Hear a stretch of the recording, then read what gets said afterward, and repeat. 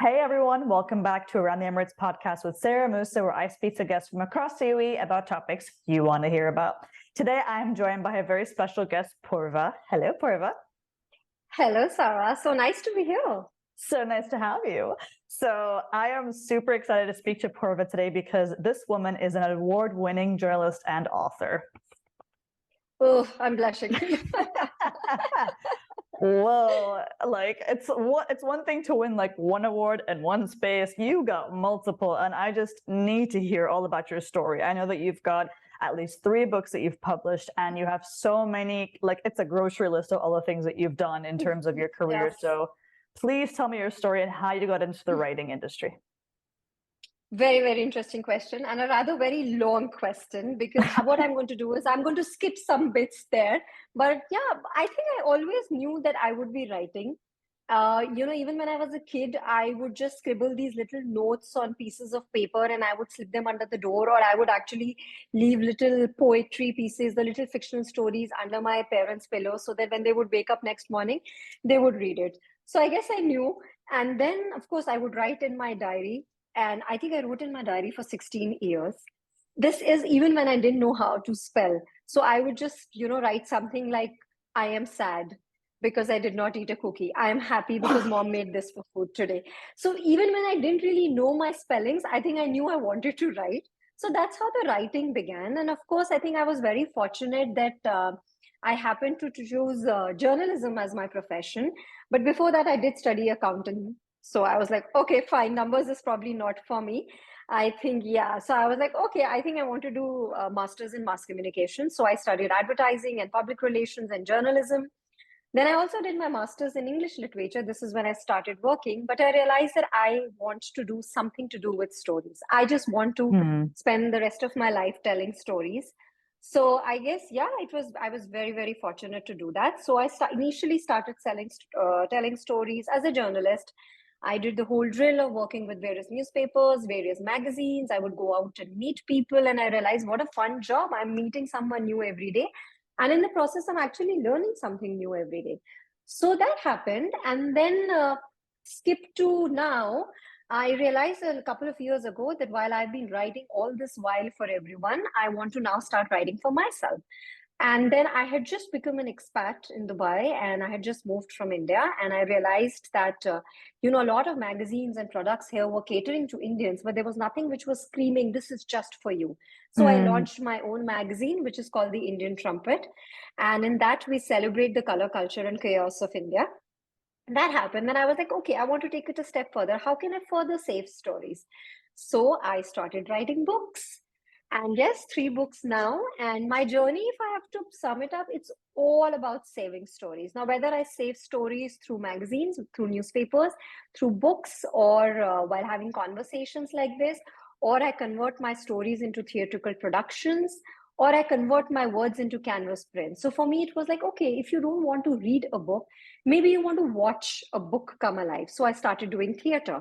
I was like, okay, you don't want to read, you don't want to watch, maybe I can still make you save a story. I started telling stories every Tuesday on a podcast, which I actually call it Saving Stories with Purva Grover.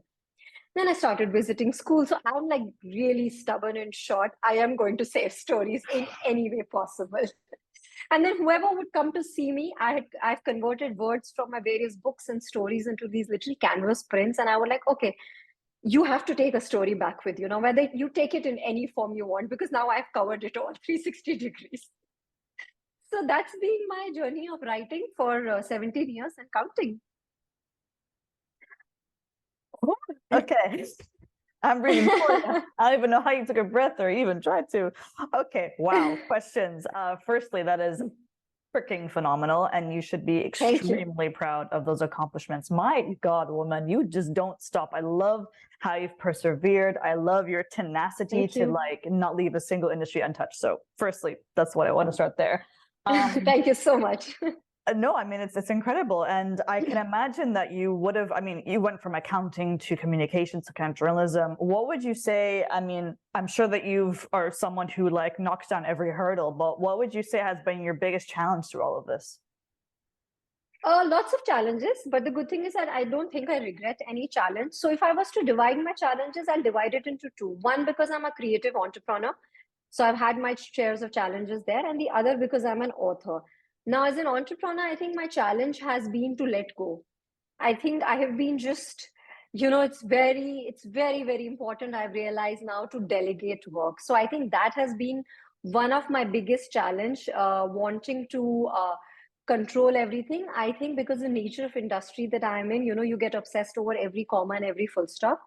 So I think that's been one of my biggest challenge as an entrepreneur, because I know how to create, but am I a businesswoman? I think I'm still learning. But these days, all of us have to wear all kind of hats. So that's been my challenge, to delegate and to switch the roles between, now you have to think like, where's the money? And now you have to just focus on creating. And as an author, I think my biggest challenge has been, I have been, initially when I started, I was too shy to talk about what I was doing. I thought, my books are out there and it will just reach the people it has to reach, words will find them. So I was very reluctant because you are so involved in the creative process. You just want to write something. You're like, okay, my words are now for everybody and they will Mhm. just reach. So I was very reluctant to talk about what I was doing. And in fact, when I wrote my first book, my publisher was like, you need to now start posting this on Instagram. And I'm like, oh, but I'm not on Instagram. And they were like, what are you saying? I'm like, yeah, but because I'm an author, why Instagram is all about pictures and everything. So what am I going to do? Like, am I going to like pose with my book every day? They're like, yeah. So Sorry. I think that's been my challenge, because I'm like, oh my God, really? You literally want me to comb my hair every day and then pose with my picture? I mean, like, that's just too much for me. So I'm still fighting that. I think I'm getting better at it. And I've reached a situation where I'm like, okay, my Instagram feed and my social media feed is going to be a mix of a lot of words, but on and off, I'm going to pop up there with my face and say, hi, this is all by me. So that's been like my challenge, but yeah, I'm fighting it. So yeah, at both levels, I'm still struggling, but I'll get there. Well, I applaud your very structured answer. I love it. I love the fact that you had your exact challenges from both sides and the perfect answer from Yes. perfect. So speaking of your books, I know you've written 3 books, right? So if I'm not mistaken, the 3 books are called The Trees Told Me So, and then It Was the Right. Year, and then She. That's right. You want to take me through them just a little bit, a little bit? Sure, sure. So The Tree Told Me So was my first book, and it's a series of 11 short stories in there. And in one line, if I was to sum up for everyone who's listening to us today, it's about love, life, and loss in those 11 stories. So it's more heart-wrenching. My second book is called It Was the Year 2020. And as the name suggests, it's something I wrote during the pandemic, about the pandemic, and it was published in the pandemic as well. So it's an ebook, because at that time there was no publishing happening. And my third and my latest book is She, which is, of course, very, very close to my heart. And I think it should be for every woman. And, at the outset, She is not male bashing and She is not feminism. She is just a celebration of who we are. And right in the beginning, I have written that, among the many things I don't understand, most are feminine. And it's no research has gone into the book. It's not, writing the book has not made me wiser, so reading is not going to make anyone wiser. It's just a confession and conversations with, the conversations that you'll have with your girlfriends over a ladies night or by the water cooler or on a 2 a.m. call. It's all of that just in the book, and it's written in a very, very fun workbook kind of style. And I have left spaces everywhere, like a fill in the blanks and questionnaires and little writing exercises, because I want every woman to work with me and have fun with me. And interestingly, at places I've written, you can scribble your feelings here, or you can jot down your grocery list here, because I know you're multitasking, which is most of us women. We may not be millennials, but we are hustling really like them. So yeah, so that's the Wow. latest book. So that is incredible. Like writing 1 book is an amazing feat, let alone 3. But from what you're saying to me right now, the 3rd book seems a bit different than the first 2 that you wrote. So what inspired Correct. you to write a book focused so much on women? Oh, I guess just being a woman. I was like, we need to put it down there. Perfect answer. So I don't know. I don't know if I was ready to be a woman at 9 or at 10. And I've written this in the book as well, that what happens is that, being a woman is being on a treadmill. You literally start from the same place every morning. You're moving, but you're not moving. So I had to put it down there, and there might be a sequel as well, because there is so much to write about being a woman. I see. No, I love it. I love the fact that you're not just thinking about, helping women, but you're actually engaging with them, like engaging Yeah. through the book. I've never even heard of that before. Like the inspiration to be like, write down your thoughts with me. Like you're not just reading and then, falling asleep and whatever. You're actually sitting there Yeah. reading, writing things down, sharing in the process. I love that. I love that. Thank you. Thank you. Wow. So in fact, the last chapter of the book is empty, and it says to be continued over to you. And I have left those ruled lines empty, and it's so beautiful that some women are writing and sending me PDFs of the last chapter, because the story continues, right? It just doesn't end with what I have written in there, because it's something which is for all of us to be shared. Wow. You need to write a Yeah. sheet part 2. You need to write like Oh, definitely. like them plural female or something, like I don't even know. Wow, that is amazing. Whoa. So okay, so obviously you must have gone through so much in your life to have come to this point after writing 3 books and winning awards. Do you have any kind of maybe wild or funny stories to share with us today? I have too many funny stories. I think the funniest story is that a lot of people, even when I've been writing for 17 years, they come and ask me, what do I do? And I tell them I write. And they are like, no, that's okay. But what do you really do? So I'm like, no, that's all I do. So it's very hard for people to believe that when you tell them, what do you do? And you're like, oh, no, I write. They always think it's like a hobby or it's like something. No, I'm like, no, that's what pays my bill. I write. You are.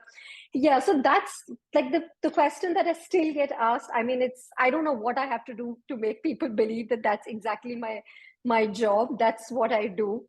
So, and also I think over the years, like it's funny, I was at this comedy night last week, and we were celebrating She, and then we, instead of calling it a hilarious night, we called it a shilarious night. And we got a lot of female comedians to only perform and do only she jokes. So we had 7 to 8 female comedians, and I was at the podium, and they were asking me to introduce the book. And again, what do you do? How did your journey start? So I was like, when I started to write, everybody would tell. Some people would obviously ask me, what do you do? And oh my God, nobody reads these days, and all of that. And on the other hand, some would encourage you and say that you will go to, writing books is going to take you to places. And I always thought that meant libraries and literature festivals. I didn't mean it meant a pub. So I was literally at a pub and a lounge, and I was like, okay, I didn't know it meant this, but okay, fine. I'm really happy to be there. Yeah, but I over the love years, I that. think people ask you all kind of funny things as a writer, because I have done the homework of kids for so many of my friends and acquaintances and neighbors. I have written so many essays and poetry for grade 5 and grade 6 that I should have won all those. So yeah, it's funny because you really get to expand your horizons, as so to speak. So yeah, I've been writing a lot. Let's just say that, whether it's school homeworks for some kids or whether it's my own stuff. That's Yeah. wow. I can completely relate. I can completely relate. But speaking of kind of, inspiring women and writing such an inspirational book, what would you say is your inspirational message for the people listening into the show today? Oh, I don't really have an inspirational message. I would just say that just don't be afraid to start and do something. I mean, I'm not saying that jump into something without a plan, but just start, because if you're not going to start, then you are neither going to fail nor going to succeed. So don't be afraid to be on the starting line. I think it's absolutely fine for us to fail. That means we did really make a start.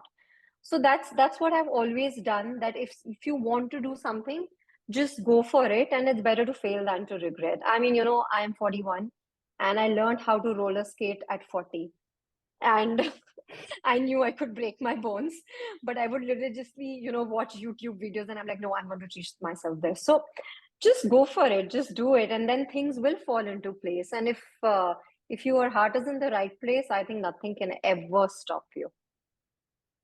Yeah. That was an inspirational message, by the way. Okay. I loved it. I will. I I will loved make it. sure I remember that Write now. that down. Write that down. Yeah. Wow, Purva, it's been an absolute pleasure speaking to you. It's been a highlight, and I have to say, I am so incredibly impressed by just the like how much you have pushed your boundaries and how much you have gone out of your way to step outside your comfort zone. I think that a lot of us aspire to do exactly that, and like you said, it's not you said like you can't move forwards or backwards if you're in the same place. And I think it's so important Right. that people like you out there are spreading that message of go for it, follow your dreams, have a plan, but follow Have a your dreams plan. with a Yeah. plan. But have a Yeah. plan. Yeah. Yeah. Awesome. Well, thank you Thank so you much for so being much. here. Thank you. It's been an honor, and I hope we all continue having these conversations. And I hope we really change the narrative and more people follow their dreams with a plan. Absolutely. Don't leave anything without a Yeah. plan. Thank you so much, Yes. Purva. Thank you. Thank you. Bye.